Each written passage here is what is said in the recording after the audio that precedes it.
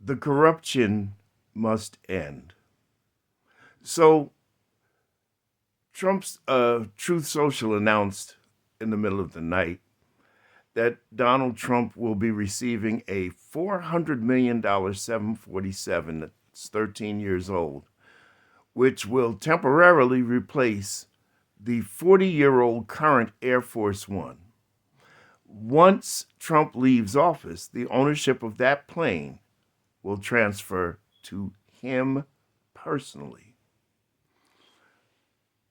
Trump has too many ties with Qatar that are deep into his own personal interests. Starting with, he just signed a deal personally, his company signed a deal to develop golf courses in Qatar, which will make him millions or billions of dollars. That's number one. Number two, Jared Kushner received, I know some of you may remember the $2 billion that Kushner rather, received from Qatar and Saudi Arabia, the UAE, a few years ago for investing. Number three, Pam Bondi, the Attorney General, was receiving $100,000 a month from Qatar as a lobbyist. Makes somebody sit back and say, Now remember, if we go back about 10 years ago, Trump was saying that Qatar was like a major financier of terrorism. But yet he's established himself and deepened his ties in Qatar, and now he's making money off of them. So never mind that they were funding terrorism, as long as he's making money off of this. Ladies and gentlemen, check your Constitution. Look at the emoluments clause. A president cannot receive a gift that will be given for his personal use, even if it's done later. Okay, it'll serve the country as Air Force One until he leaves office, whenever the hell that is. But when he leaves office, the ownership will transfer to him,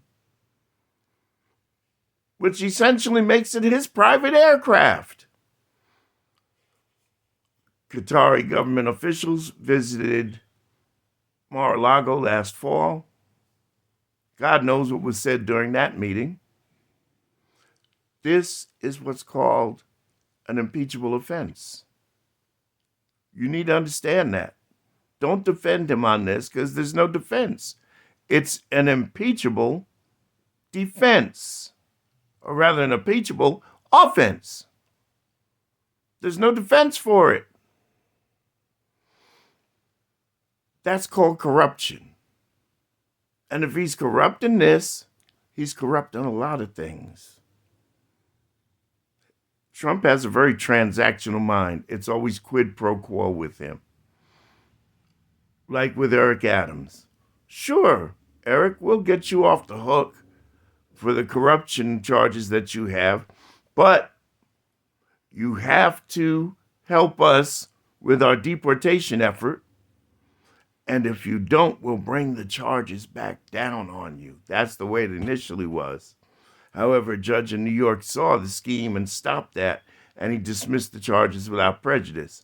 Did Eric Adams get away with it? Yes, he did. And he is, in a way, indebted to Trump, but they can't bring those same charges back on him. They can't reinstate the case. That's the law. Maybe Trump doesn't observe and obey the law. Maybe Trump doesn't follow his oath of office and defend, protect, and preserve the Constitution. But the rest of us do. And we have to ask ourselves, this is an in-your-face show of the fact that he cares more about himself than the American people, that the only thing he's interested in is filling his goddamn pocket. When are we going to learn?